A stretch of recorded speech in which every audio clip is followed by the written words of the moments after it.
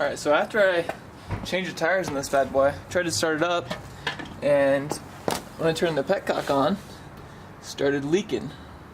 First I'm going to identify the problem, and then I'm going to fix the leak on this carb. Stay tuned.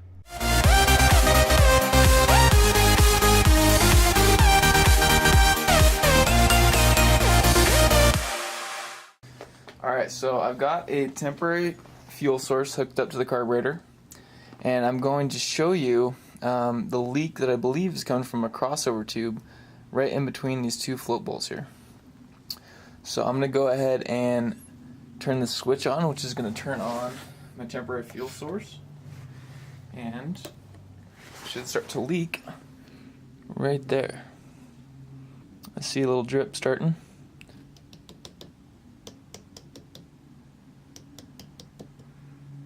Alright, so I left this a little bit, and I can see it's dripping a lot more now.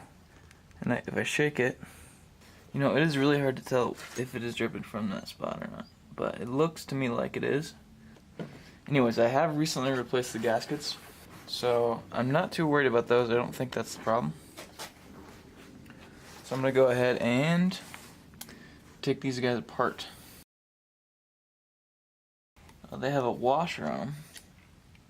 A little nylon washer.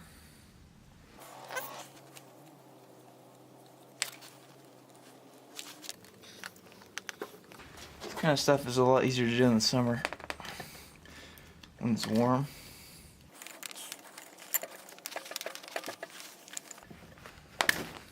For future reference, I would do it the opposite way. This barb is pretty solid. I would disconnect this one.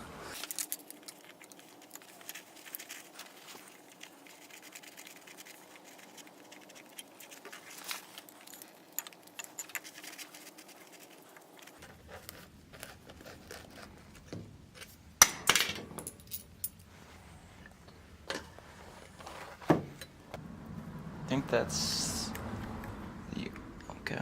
Now this guy is free to come out. Okay. That guy's off. It goes with this hook on, oh, I guess the hooks go on either side of this guy. So I'm going to take off the two washers that go behind. Okay. There's no flats on them or anything, it doesn't look like, so don't keep track of that. I definitely don't want to lose these guys. Now I can get that spring out easily. Whew. Take this off camera to get a little torque on it. Whew. This isn't one of the situations where you can use heat, unfortunately.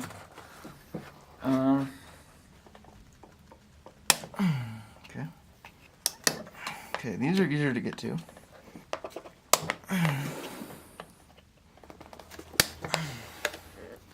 Well, they're all loose now on that side.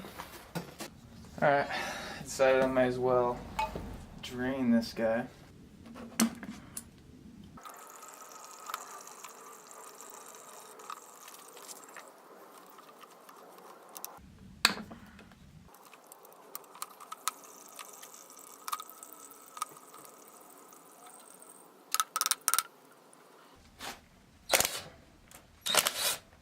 Wow, that's crazy.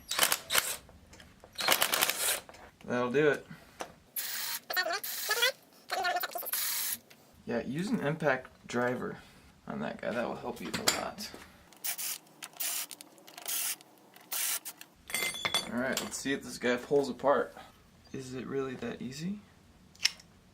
Yes, it is. And from the other side, let's look what happened to this butterfly. Okay, two springs here. Okay, yeah, so these O-rings are wasted. So there's this upper vent, or I guess overflow. Yeah, they're garbage. They're disintegrated, man. That one's still there, but this one is only half an O-ring. And this bottom one, where I was seeing the leaking, super compressed. Here's my Harbor Freight. I got my Harbor Freight O-ring kit out here. I'm going to, wow. These guys are super stiff. Okay.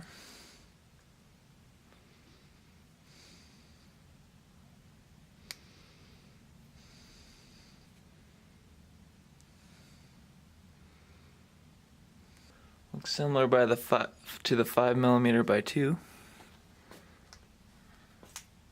Oh yeah. I kind of wish it was 5mm by 3. Definitely is protruding. You can see it slightly from the front angle, which means it should seal. And it has to work to get on there. The thing that worries me is that it's not completely filling the gap there. So you can see air in between. Wow, these guys are like completely wasted, man. You want to make sure to use nitrile O-rings that are resistant to petroleum, things like that. For the overflow crossover tube, I used 7/32 ID, a 1/16 inch thick O-rings, and I got these from the big Harbor Freight universal O-ring kit. The 5mm ones were just a little bit too big. Okay, so for this guy, I decided I'm going to stick with the 2mm thickness and 5mm ID O-rings. I don't think I'm going to be able to find any others that are going to fit. They're a little bit not quite as thick as I would like. I decided basically on sticking with that smaller size, not only because I couldn't get the exact size I was looking for, but also I think that the gas will make these swell, kind of like it made the bowl seal swell.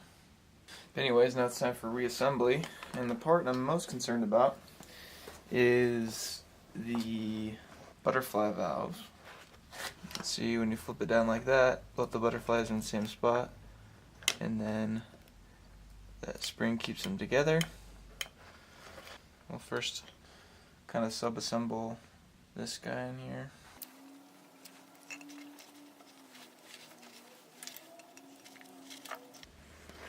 Alright, so I got everything sub-assembled there.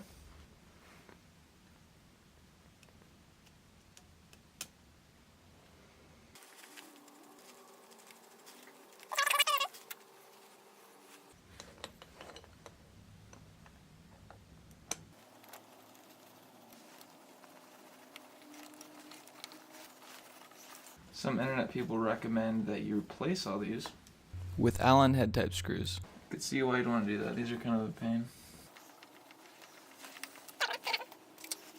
Now that's loosely installed, I will try to install the spring without it flying everywhere.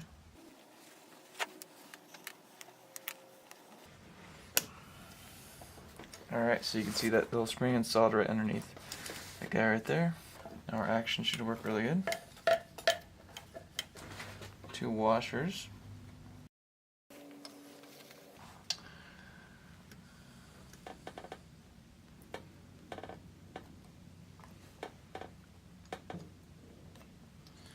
Okay.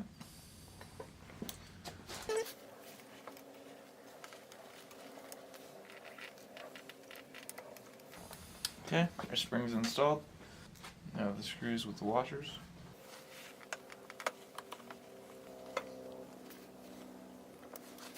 Kind of have to push this guy down to get the washers to seat, because they're not really washers, more of like a spacer. So you can see the washer's not really centered on there. And it kind of pops over like that. You know what? I really think that this, well, just looking at it more, I think that this guy tucks behind there, so I'm going to take this whole bar off.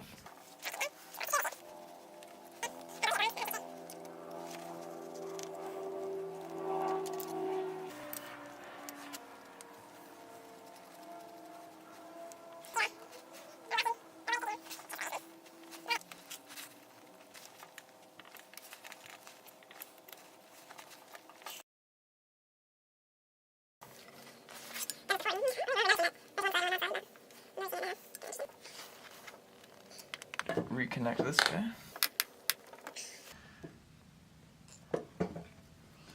So yeah, let's do a leak test now.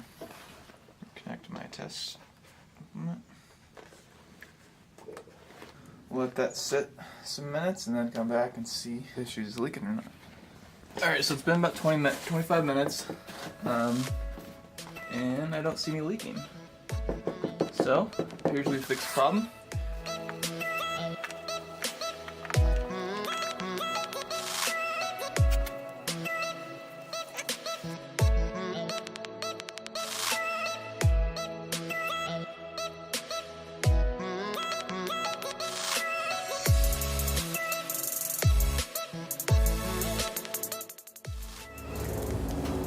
everything on. Get a little extra love here.